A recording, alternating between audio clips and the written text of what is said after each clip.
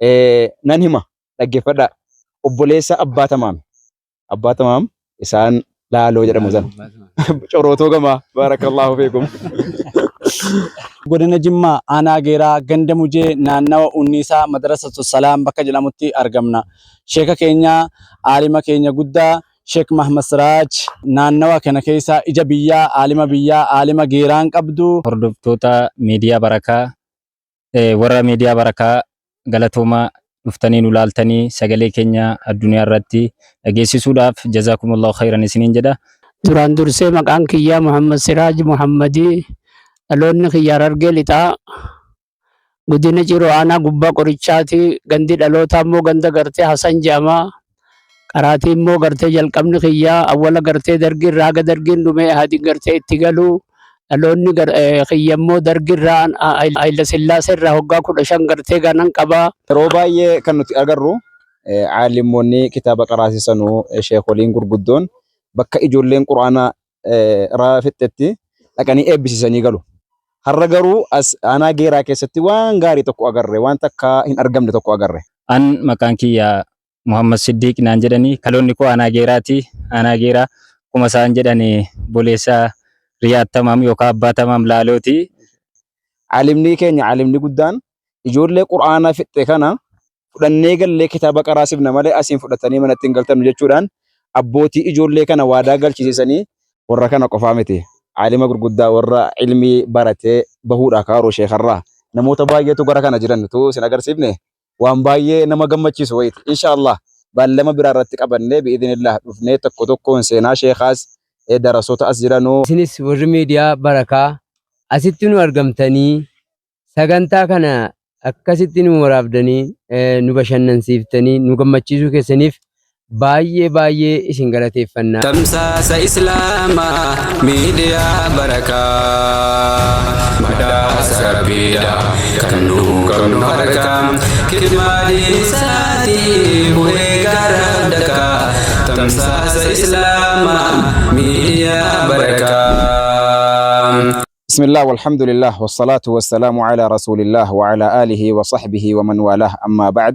السلام عليكم ورحمة الله وبركاته. كبجمتوتا هردفتوتا ميديا بركة هربكي أرقمنو قدنا جمّا أنا جيرات أرقمنا مدرسة السلام إبسسو إجول لي برتوتا قرانا ربي قراني فتن إبسسو لفاسة أرقمنا كانوا مولين مناسبة كان مولين أمتا بايتو أست بهي سقنتا كان قجيسي شيكا كينيا شيكا قدا عالمة قدا بكما أنا جيرا كيستي أرقمنو كان أورميا داف علموتا باساتوران برتي أرقمنا هرة. شيخنا كن إنيون أكتان شيخنا كان شيخ أبو بكر الملقب بأبو هريرة نوف إبسا فليتفضل مشكورا ومأجورا.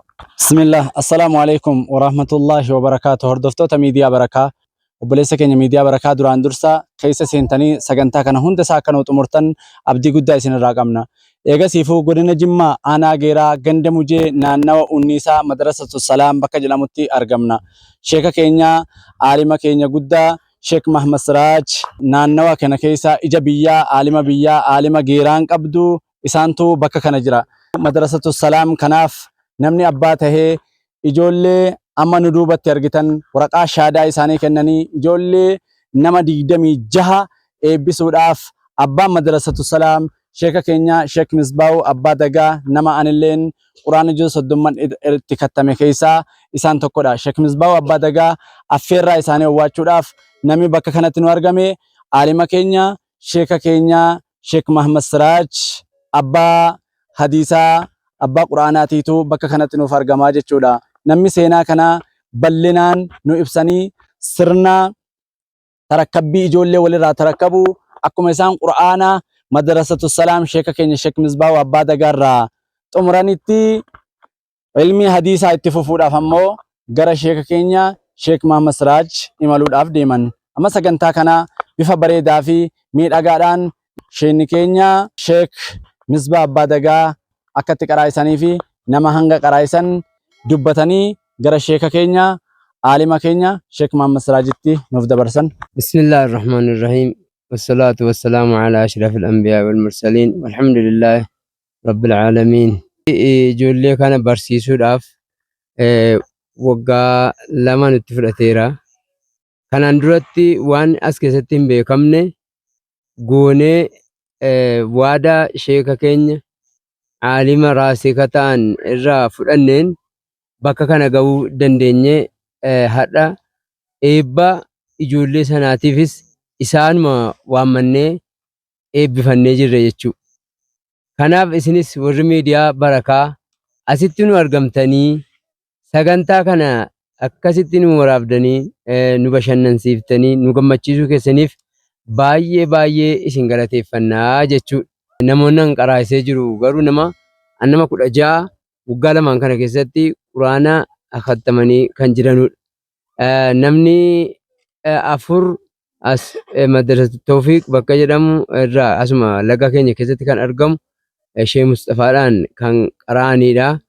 Namni 2 ammas madrasa Bilaal kan jedhamu irraa kan asii naannuma keenyatti argamu sanarraa kan naa dhufan amma Sheekh Naziif Abbaa Garoo irraayyee amma Sheekh Qaasim Abbaa Maccaa Madrasatul Ansaar irraa nama 2 walumaa galatti namni keenya nama 26 akkasitti eebbifanneerra. Alhamdulillah Rabbil Aalamiin wasalaatu wasalaamu alaa Rasuulillah sallallahu alaihi wasallam.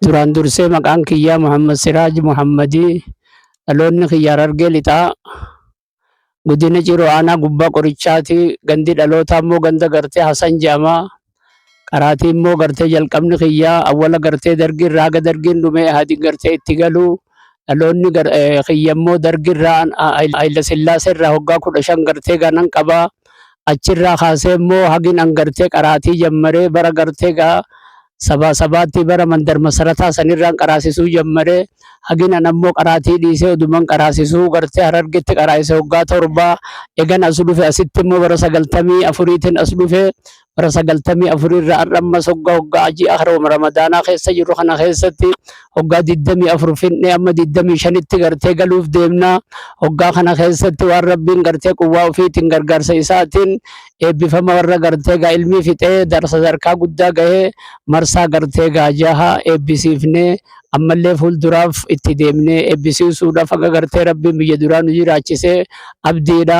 Har'ammoo asirratti kadhiyaanni madarasaa kanarratti Sheekh Misbaa'oo ijoollee quraana ficcisiisee akkuma waliigalatti ijoollee nama 26 har'a gartee nu tarakkabee irraa fudhannee asii achi akka ijoolleen mandara keessatti hin argamne akka haadha biratti hin argamne akka abbaa biratti hin argamne akka hiriyaa gandaa wajjin hin argamne mandara mana gartee kitaabaa geessinee akka ishiin qara'amtu godhuudhaaf qopheedha. Yeroo baay'ee kan nuti agarru caalimmoonni kitaaba qaraasisanuu sheekoliin gurguddoon bakka ijoolleen quraana irraa fixxetti dhaqanii eebbisiisanii galu.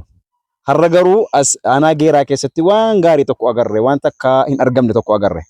Caalimni keenya caalimni guddaan ijoollee quraana fixxe kana fudhannee gallee kitaaba qaraasifna malee asiin fudhatanii manatti hin galtannu jechuudhaan abbootii ijoollee kana waadaa galchisiisanii waadaa galchisiisuu qofa osoo hin taane siinqiitti godhanii sangaa tokko yookaan goromsa tokko hamma kennaaf jedhanii biyya irratti waadaa galchisiisanii ijoollee kana irraa fuudhanii bakka kitaabaatti galuudhaaf amma waadaa walii galanii jiran jechuudha.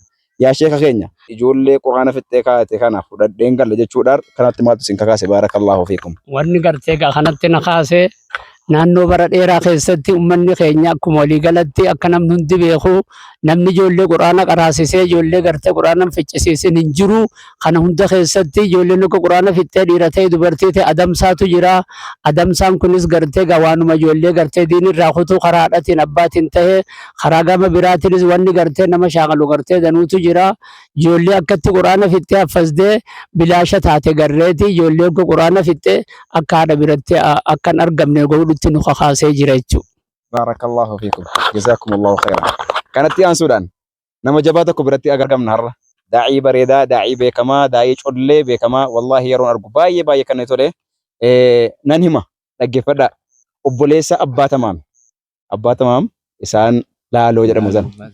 Corootoo gamaa baarakallahu fiikum. Mee waan har'a ta'e kanarraa gocha sheekni godhanii fi ijoollee kanarraa mee maal gammaddan mee maal jettuun baarakallahu fiikum. Assalaamu alaikum warahmatullahi wabarakatuh.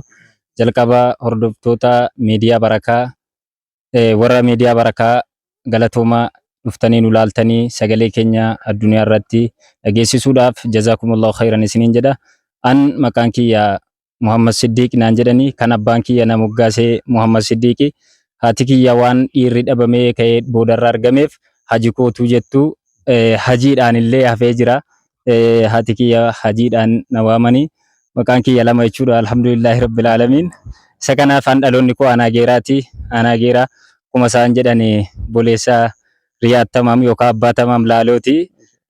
Inshallah gammachuu sheekuma kana waliin ijoollee har'a quraana fixanii asitti wal ga'anii har'a sheekni keenya aalimni keenya guddaan fudhatanii galaa jiranu isaanumatu waadaa qabsiisee ilmaan dhiiraa fi dubartiidhaan xiqqaa guddaadhaan akka quraanni qaraamu dhufnee isin hirkaa fudhanna jedhanii waadaa galchisiisanii akkuma waadaa galchisiisan kanatti waadaa galan kanatti jarrillee waadaa ofii guuttatanii ijoollee kana ijoollee nama 26 guyyaa har'aa eebbisiisanii sheeka keenya aalima keenya guddaa Sheek Muhammad Siraaj waamanii isaan itti tarakkabanii gammachuu guddaatu natti dhaga'ama.